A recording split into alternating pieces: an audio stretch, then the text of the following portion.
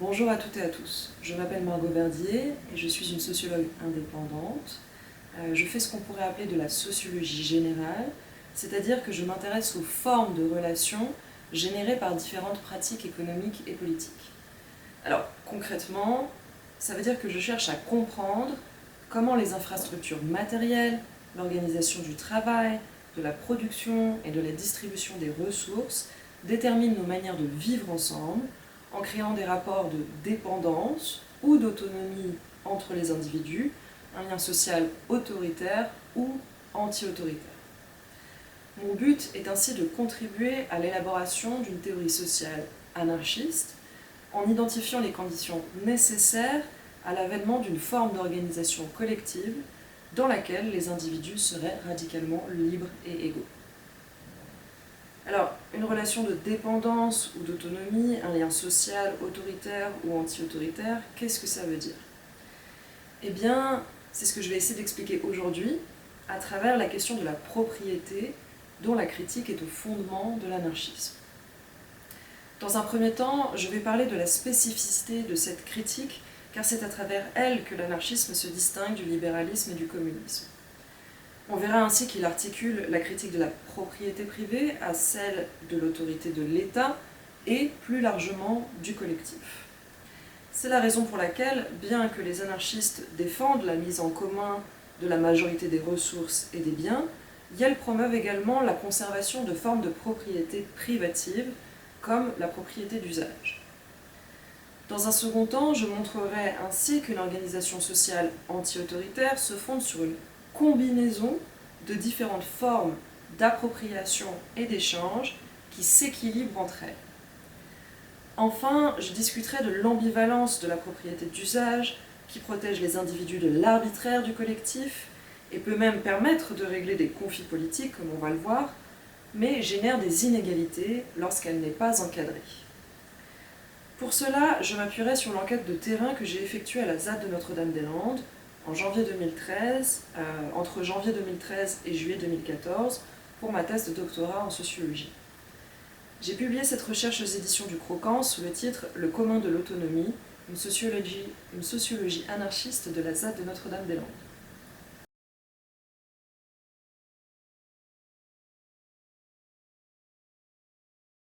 Avant de commencer, un petit rappel historique. La zone à défendre de Notre-Dame-des-Landes, c'est 1650 hectares de terres arables, de friches et de forêts, menacés par un grand projet d'infrastructure. L'aéroport du Grand Ouest, dont la multinationale Vinci est concessionnaire, doit remplacer l'aéroport déjà existant à Nantes pour réduire les nuisances causées par le survol d'un quartier visé par une opération d'aménagement. Ce transfert, justifié par des enjeux environnementaux, a donc essentiellement pour but d'augmenter l'attractivité de la métropole. Pour cela, le gouvernement est prêt à sacrifier l'un des derniers bocages humides bretons, habitat de plus de 2000 espèces animales et végétales, dont 146 espèces protégées. En 2009, la lutte alimentée depuis plus de 40 ans par les syndicats paysans et les associations citoyennes prend un tournant lorsque le collectif Les Habitantes qui résistent lance un appel à venir occuper la zone pour empêcher les travaux de l'aéroport. Des activistes de toute la France, mais aussi des pays frontaliers, convergent alors vers la ZAD pour y préparer la résistance. Le 16 octobre 2012, la préfecture lance l'opération César, qui mobilise 1000 policiers et gendarmes pour expulser les terrains et les fermes occupées. La lutte, déjà connue dans les milieux militants, fait alors l'objet d'une intense médiatisation. 200 comités de soutien sont créés en France et en Belgique, et un mois plus tard, une manifestation réunit plus de 50 000 personnes qui marchent vers la ZAD pour y construire un nouvel espace d'accueil et d'organisation collective, la Châtelle. Des centaines de personnes décident de s'installer sur la zone pour défendre l'occupation. Pendant 6 mois, elles résistent au siège policier qui prend finalement fin en avril 2013. La mobilisation se poursuit dès lors à l'extérieur de la ZAD, qui, elle, n'est plus soumise à la pression des autorités publiques. Jusqu'à l'abandon du projet d'aéroport et la seconde opération d'expulsion lancée par le gouvernement au printemps 2018, la zone à défendre est en effet devenue une véritable zone d'autonomie. Au plus fort de l'occupation, plus de 300 squatteurs et squatteuses vivent ainsi dans 80 lieux répartis sur environ 250 hectares, aux côtés des paysannes et habitantes qui résistent à l'expropriation de leurs terres. Entre l'hiver 2013 et le printemps 2014, j'y ai passé 4 mois à raison d'un séjour par saison. J'y suis ensuite revenue régulièrement jusqu'en 2019. Pour comprendre le quotidien des occupantes, j'ai observé leurs pratiques économiques, politiques et de justice. J'ai réalisé 12 entretiens avec des membres de collectifs d'habitation et d'activités différents, et j'ai étudié les textes publiés par le mouvement. Les personnes citées dans cette vidéo ont toutes été anonymisées. Ça veut dire que leurs noms ont été remplacés par des pseudonymes et que leurs caractéristiques sociales précises, comme l'âge par exemple, ont été généralisées. Partie 1. La critique anarchiste de la propriété. Les anarchistes, précisément parce qu'elles sont anti-autoritaires, ne se revendiquent pas d'une idéologie unifiée, mais se divisent autour de nombreuses controverses. Et elles se rassemblent cependant autour de l'articulation de 2 critiques, celle de la logique propriétaire, au fondement du capitalisme, et celle de l'autorité, au fondement de la pratique du gouvernement. La critique de la propriété privée est primordiale, puisque l'abolition des rapports d'exploitation et de domination qu'elle soutient est considérée comme une condition nécessaire à l'émancipation politique des individus. On retrouve cette idée dans la définition que les occupantes de la ZAD donnent à l'idéal d'autonomie qui guide leur pratique. Les personnes qui ont commenté l'occupation ont parfois eu tendance à y opposer leur propre conception politique. On a ainsi désigné la ZAD comme un autogouvernement des communs, comme une démocratie directe, ou encore comme une vie collective fondée sur un principe de non-domination. Mais c'est bien le concept d'autonomie qui est le plus largement partagé par les occupantes de la ZAD. Il est d'ailleurs présent dans l'appel à migration lancé par le collectif Les Habitantes qui résistent au camp Action Climat d'août 2009, appel qui a fondé le mouvement d'occupation.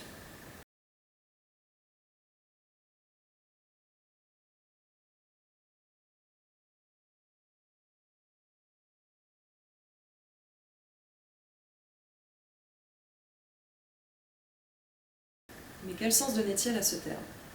Pour le comprendre, j'ai étudié les 96 textes publiés par les occupantes entre 2011 et 2016, dans lesquels le lexique de l'autonomie apparaît.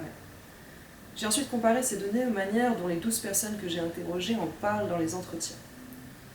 Ulysse, un étudiant en sciences politiques d'une vingtaine d'années, qui a arrêté ses études pour venir vivre à la ZAD, en donne une définition qui illustre bien l'association que les occupantes font entre autonomie économique et autonomie politique. L'émancipation de l'individu, son autonomie morale, comme l'appelle Ulysse, repose selon lui sur un enjeu matériel, sa capacité à se débrouiller seul. L'autonomie économique garantit l'indépendance matérielle de l'individu et, par là même, son indépendance intellectuelle et politique.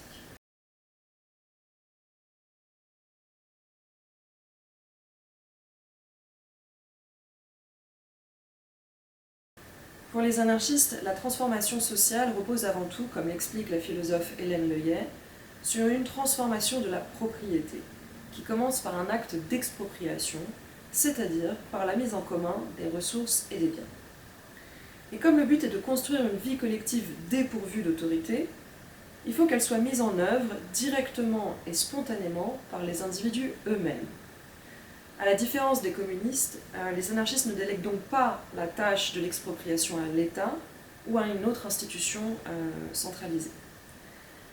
L'une des manières de procéder à cette expropriation spontanée, qui serait donc la première étape de la révolution sociale, c'est la grève générale.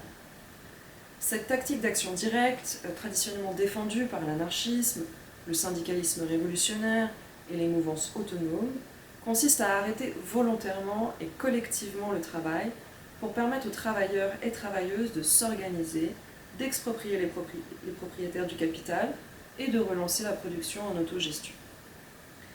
Mais cette stratégie, conçue à une époque où la production était réalisée dans de grandes usines qui regroupaient des centaines voire des milliers d'ouvriers, est moins adaptée au capitalisme contemporain qui s'organise autour de réseaux d'unités de production délocalisées. Dans cette nouvelle configuration, comme l'expliquent la ou les autrices anonymes de Face à l'espace-temps marchandisé, un texte publié en 2012 sur la ZAD, si la production est arrêtée quelque part, un flux viendra immédiatement compenser ce manque à gagner. Il s'agit donc désormais de bloquer le développement territorial du capitalisme en empêchant la bétonisation des terres, la standardisation des infrastructures la multiplication et l'accélération des voies de transport.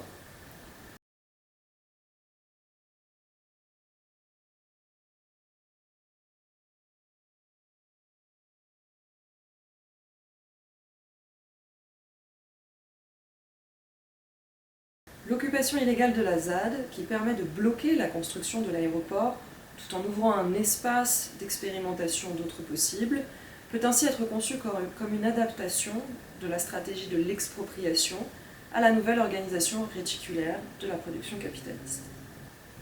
Partie 2, la propriété c'est le vol, la propriété c'est la liberté. Si des auteurs et autrices comme Piotr Kropotkin, Emma Goldman ou Mikhail Bakunin promeuvent la mise en commun des ressources et des biens, Yells y pose toutefois toujours des limites. Kropotkin, par exemple, défend la préservation de la propriété d'usage des paysannes contre l'industrialisation autoritaire de l'agriculture encouragée par les communistes. Comme le montre Anne-Sophie Chambost, les anarchistes reconnaissent ainsi une certaine vertu à la propriété, celle de protéger les individus de l'arbitraire de l'État. C'est d'ailleurs pour cela que Pierre-Joseph Proudhon, qui avait fait scandale lorsqu'il avait déclaré en 1840 « La propriété, c'est le vol », se contredit en 1862 en affirmant que la propriété, c'est la liberté. À cette époque, l'Empire français, qui a vaincu les révolutionnaires en 1848, s'installe dans la durée et Proudhon théorise un droit de propriété limité et inscrit dans une logique solidaire et mutualiste comme un moyen de neutraliser la puissance étatique. Ce revirement fait l'objet de débats sur les allégeances politiques de Proudhon, mais ça ne nous intéresse pas ici. Il s'agit simplement, et encore une fois, de remarquer que la critique anarchiste de la propriété est subordonnée à la critique du principe d'autorité. Les pratiques économiques mises en place par les occupantes de la ZAD manifestent des préoccupations similaires. Paul, un paysagiste de 30 ans qui s'est installé sur la ZAD pendant l'opération César, explique ainsi que si Yells rejette la propriété privée, Yells accepte en revanche la propriété d'usage.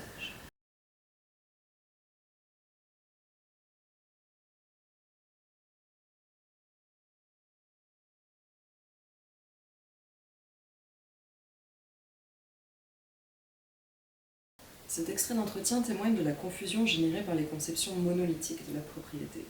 On voit en effet que Paul assimile la mise en commun à la propriété d'usage et rejette la propriété privée, tout en affirmant « mes chaussettes, c'est mes chaussettes ». Il ne fait en fait que reprendre la manière dont on pense généralement l'économie, c'est-à-dire comme un système organisé autour d'un principe qui détermine l'ensemble de nos échanges. La propriété privée pour le capitalisme, le collectivisme, la propriété d'usage ou les communs pour les socialismes. Ce que je vais maintenant montrer, c'est que cette conception monolithique de la propriété ne reflète non seulement pas la réalité, mais nous empêche de penser les conditions matérielles nécessaires à notre émancipation. En observant les pratiques économiques des occupantes de la ZAD de Notre-Dame-des-Landes, j'ai en effet constaté l'existence non pas d'une, mais de 5 formes d'appropriation et d'échange différentes. Les communs, le don, le partage, la propriété d'usage et la propriété privée. En m'appuyant sur les travaux de l'anthropologue anarchiste Charles MacDonald, j'ai ensuite analysé les effets politiques de leur combinaison. Je vais ainsi montrer que la mise en place d'une organisation sociale anti-autoritaire repose sur la sélection de formes de propriété spécifiques assemblées d'une manière elle aussi spécifique. Alors, je vais commencer par décrire les pratiques économiques des occupantes de la ZAD. Les communs. L'expérience de l'occupation de la ZAD de Notre-Dame-des-Landes a souvent été présentée comme un exemple emblématique d'autogouvernement des communs. Le concept des communs apparaît dans les années 90 et s'impose dans les mouvements intermondialistes comme une alternative au capitalisme et au communisme autoritaire. Il permet en effet de faire la synthèse entre les enjeux économiques, démocratiques et écologiques. Les communs désignent un ensemble de ressources mises en commun et directement gérées par les usagers et usagères pour assurer le respect des équilibres environnementaux. Donc ça peut être une source d'eau, une forêt, une culture agricole, des panneaux solaires, etc. Un autogouvernement des communs, c'est donc une forme d'organisation démocratique fondée sur des procédures de délibération formelles qui permettent de gérer les ressources du territoire en définissant collectivement leurs usages. Or, pendant toute la période de l'occupation illégale, il n'existe pas à la ZAD de moment de gouvernance. S'il y a différentes procédures de prise de décision, aucune n'est dotée de l'autorité nécessaire pour prendre et imposer des décisions communes à l'ensemble des occupantes. Comme nous allons le voir maintenant, les communs ne constituent en outre qu'une partie des pratiques économiques mises en place par le mouvement. Les 13 et 14 avril 2013, en plein siège policier, les occupantes organisent une grande manifestation de remise en culture des terres squattées par le mouvement, qu'elles intitulent Semtazad. L'expérience va ensuite se pérenniser par la création d'une assemblée dont le but est de développer une réflexion stratégique à l'échelle collective sur la gestion des ressources. Toutes les 7 semaines, une partie des paysannes en lutte et des occupantes pratiquant l'agriculture se réunissent ainsi pour organiser des échanges de savoir, de ressources et de main-d'œuvre. Et elles mettent également en place des projets agricoles et artisanaux collectifs dont les produits sont distribués au no-marché, un marché hebdomadaire à prix libre. Tous les collectifs qui pratiquent l'agriculture et l'artisanat n'y participent cependant pas, et l'essentiel de la production reste géré par les groupes d'habitation et d'activité. La propriété d'usage. Les terres et les bâtiments jouent à l'évidence un rôle central dans une production essentiellement agricole. Leur appropriation est réglée par le principe de l'usage. Tant qu'un individu ou un groupe utilise un champ, il lui appartient, et personne ne peut l'en déposséder. Mais cette possession n'est pas absolue. Elle ne dure que le temps de l'usage et ne peut pas être transmise par don ou par héritage. Les occupantes doivent ainsi signaler l'éventuelle vacance de leur lieu de vie ou d'activité à leur réseau d'interconnaissance, en réunion ou dans le ZAD News, l'hebdomadaire de la ZAD, pour que d'autres puissent s'y installer. Le don et le partage. À la ZAD, l'occupation du territoire est ainsi encadrée par la propriété d'usage, mais les ressources auxquelles elle permet d'accéder ou qu'elle permet de produire sont mises en circulation via des pratiques de don et de partage. L'anthropologue Charles MacDonald distingue la relation du don, qui a été conceptualisée par un autre anthropologue, Marcel Mauss. Donc il distingue la relation du don de la relation de partage. Le don, très fréquent à la ZAD, implique une réciprocité. Donner, recevoir, rendre. Cette réciprocité peut être indirecte, A donne à B, qui ensuite va donner à son tour à D, mais elle engage toujours celui ou celle qui reçoit vis-à-vis du donateur. Elle crée une inégalité entre le don généreux du propriétaire et celui qui en bénéficie. Pour rétablir l'égalité, il faut donc rendre à celui qui nous a donné ou donner à quelqu'un d'autre. Si le don génère une relation asymétrique, c'est parce qu'il présuppose la propriété privée. À la ZAD, un autre type d'échange existe ainsi qui, lui, suppose l'abandon de toute forme de propriété initiale. Et ce type d'échange, c'est le partage. Des points de distribution neutres, accessibles sans condition ni contrôle, ont ainsi été aménagés dans tous les lieux de vie et d'activité, à l'intersection de certaines routes, ou dans les espaces communs de réunion et de loisirs, comme le bar de la Gourbie situé sur le chemin de Suez. On peut en distinguer 3 catégories. Les points d'accès au savoir, que sont les infokiosques, les bibliothèques, où l'on trouve une grande variété d'ouvrages, de journaux, de brochures, etc. Les points d'accès au savoir-faire et aux outils, comme les ateliers vélo, couture, et les points d'accès aux ressources élémentaires, qui peuvent eux-mêmes être divisés entre les magasins gratuits, où les stocks de vêtements et de nourriture sont laissés en libre service, et les points d'accès aux fluides, eau, électricité, où sont installés des douches, des machines à laver, des prises de courant, Internet. Enfin, les points de distribution des denrées produites sur la ZAD, comme les boulangeries ou les dépôts d'excédents maraîchers. Les ressources y sont mises à disposition sans condition ni contrôle. Il n'y a donc plus de donateurs ni de bénéficiaires. L'individu est alors déchargé complètement de toute forme de redevance. La propriété privée. Il faut enfin remarquer que toutes les ressources consommées par les occupantes ne sont pas partagées. Les individus conservent la propriété privée de biens considérés comme personnels. Des vêtements, des livres, des objets bien sûr à charge émotionnelle, des souvenirs par exemple, mais aussi des voitures, etc. Les communs, le don et le partage s'apparentent à des formes de mise en commun des ressources et des biens.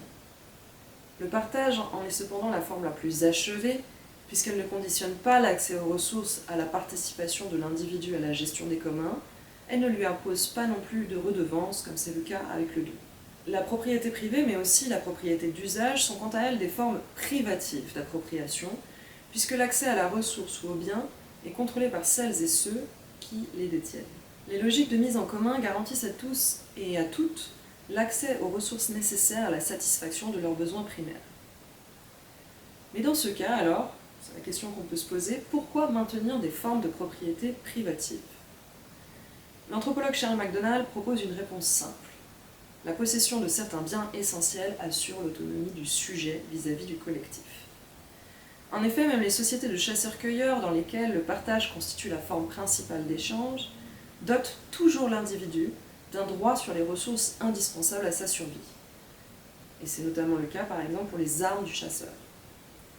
En cas de conflit avec son groupe, il n'est ainsi pas obligé de se plier à son autorité, mais il peut partir et conserver sa liberté.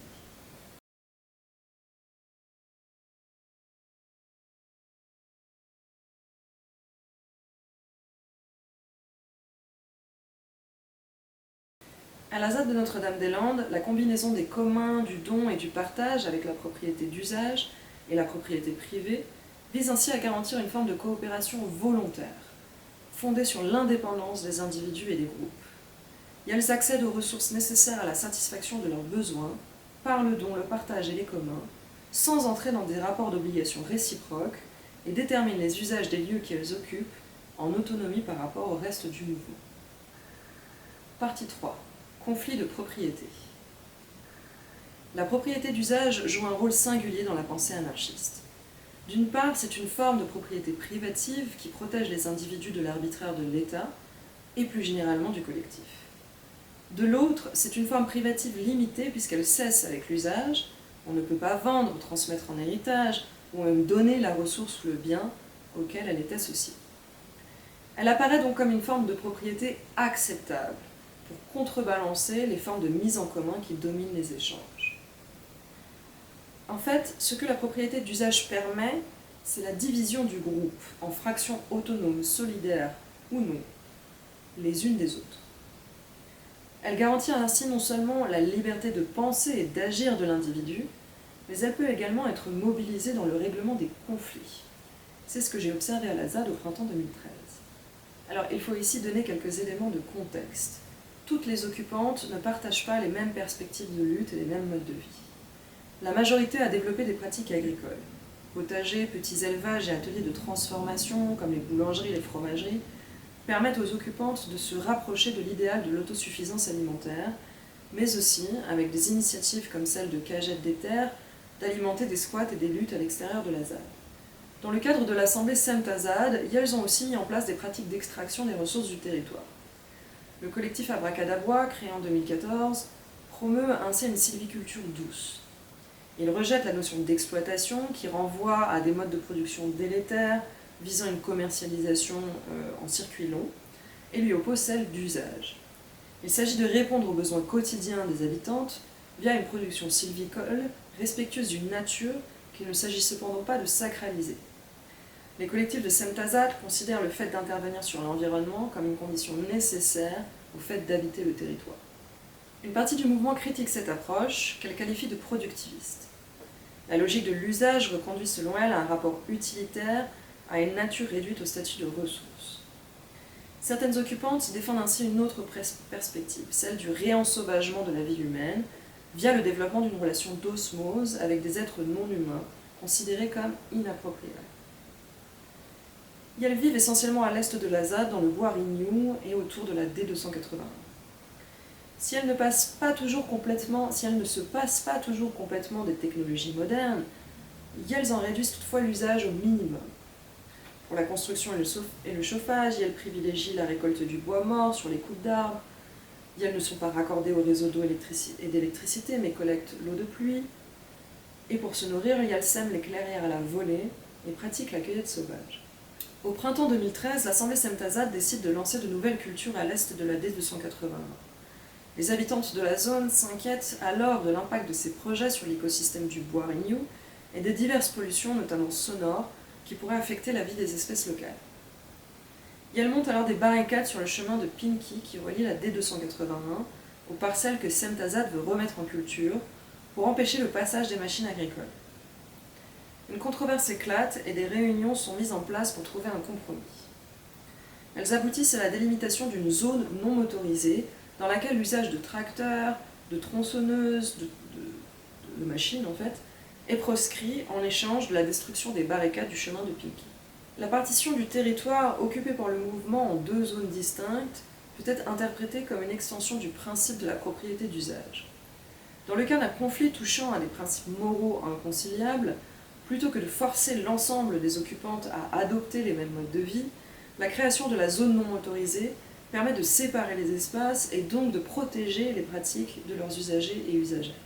En contrebalançant les pratiques de mise en commun des terres, des ressources et des biens, la propriété d'usage empêche ainsi le développement d'une structure collective autoritaire. Mais elle reste une forme d'appropriation privative, qui peut donc générer des inégalités si elle n'est pas elle-même limitée par d'autres formes d'appropriation et d'échange. En somme, pour que la combinaison des communs, du don, du partage, de la propriété d'usage et de la propriété privée génère des relations anti-autoritaires, il faut qu'il y ait un certain équilibre entre ces éléments. Il est par exemple important de comprendre que la propriété d'usage n'empêche pas l'accumulation.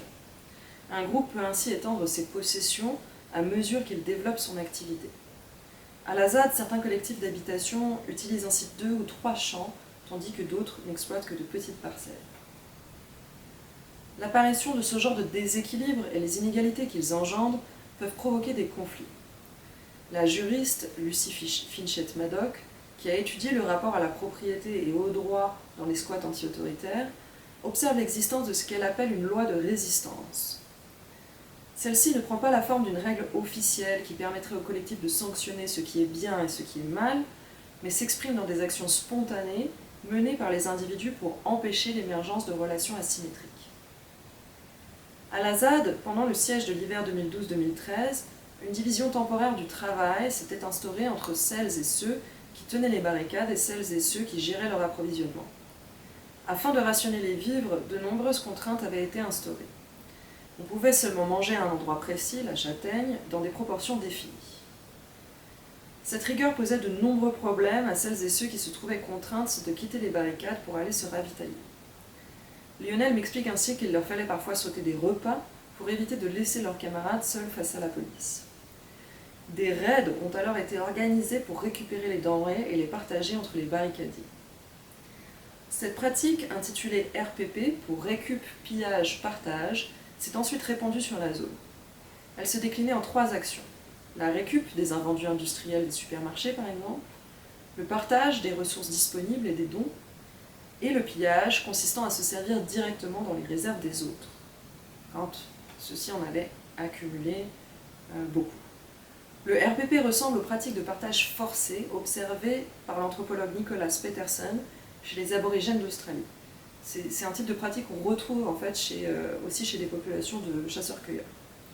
Elles se fondent, comme me l'expliquent plusieurs occupantes, sur la critique de la propriété d'usage au profit d'une valeur de partage. Le partage est, je le répète, et c'est sur ça que je vais conclure cette vidéo, le partage est la seule forme de mise en commun qui n'exclut personne et préserve la liberté de l'individu en le dégageant de toute forme d'obligation envers le collectif. Si l'on cherche à construire une organisation anti-autoritaire, il doit donc être au centre de la combinaison des formes d'appropriation et d'échange économique du groupe. Les communs, le don, la propriété d'usage et la propriété privée sont certes indispensables, mais elles doivent être encadrées pour empêcher leur dérive et conserver l'équilibre. Je vous remercie pour votre attention. Au revoir.